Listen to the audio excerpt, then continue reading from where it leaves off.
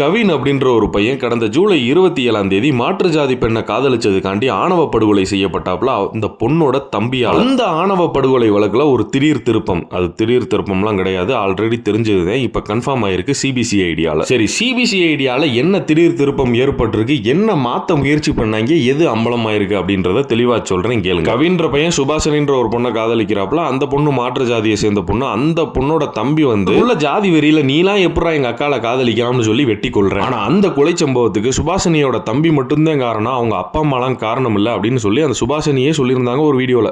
எங்க அப்பா அம்மாக்கு இதுல எந்த சம்பந்தமே கிடையாது, அவங்களுக்கு தெரியாது, இதை இதோட விட்டுருங்க. அந்த பொண்ணு இதோட விட்டுருங்க அப்படின்னு சொன்னதே மண்டைய குடையிற மாதிரியான ஒரு ஸ்டேட்மெண்ட் தான். அதை அப்படியே தள்ளி வச்சுட்டு அதுக்கு முன்னாடி ஒன்று சொன்னிச்சு பாருங்க, அம்மா அப்பாவுக்கு இது சம்மந்தம் கிடையாது. அந்த பொண்ணு சொன்னது முற்றிலும் பொய் அப்படின்றத சிபிசிஐடி கண்டுபிடிச்சிருக்காங்க. அந்த பொண்ணு என்ன காரணத்துக்காண்டி சொன்னிச்சு, யார் அந்த பிள்ளைய மிரட்டி இப்படி சொல்ல வச்சா, அது எல்லாத்தையும் ஓரமா வச்சுட்டு பார்த்தோம்னா அந்த ஸ்டேட்மெண்ட் வந்து சிபிசிஐடியோட விசாரணையில அந்த கொலைக்கும் அவங்க அப்பாவுக்கும் சம்பந்தம் இருக்குன்றது தெரிய வந்திருக்கு. அதாவது அந்த சுர்ஜித் கொலை பண்றதுக்கு முன்னாடியே அவங்க அப்பாவோட சேர்ந்து தான் பிளானே பண்ணி சம்பந்தமா சிபிசிஐடி 58 சாட்சி 19 ஆதாரங்கள் ரெடி பண்ணியிருக்காங்க. முக்கியமா அந்த சுர்ஜித் அந்த கவினை கொலை பண்ண போனா தெரியுமா அன்னைக்கு ஒரு பைக்ல. அந்த பைக்கே பாத்தீங்கன்னா ஒரு ஃபேக்கான ரெஜிஸ்டர் நம்பர் உள்ள ஒரு பைக். அந்த பைக்கை வாங்கி கொடுத்தது அந்த சுர்ஜித்தோட அப்பா சரவணன் அப்படின்ற எஸ்ஐ. அதாவது அவன் கொலை பண்ண போனன்றது ஆல்ரெடி அவங்க அப்பாவுக்கு தெரிஞ்சிருக்கு. கொலை பண்ணதுக்கு அப்புறம் அவனோட ரத்தக்கார படிஞ்ச அந்த சட்டை, கத்தி, இது எல்லாத்தையும் ஒழிக்கிறதுக்கு ஜெயபால் அப்படின்ற அவனோட சொந்தக்காரனை வந்து யூஸ் பண்ணி இருந்திருக்காங்க. அவரோட குவாரியையும் யூஸ் பண்ணி இருந்திருக்காங்க. ஜெயபால் அப்படின்ற வந்து சுர்ஜித்தோட ஒண்ணு விட்டான்னு அவனையும் அரெஸ்ட் பண்ணிட்டாங்க. அவனோட ஆணவ படுகொலையானது பிளான் பண்ணி தான் பண்ணியிருக்காங்கன்னு எல்லாருக்கும் தெரியும்.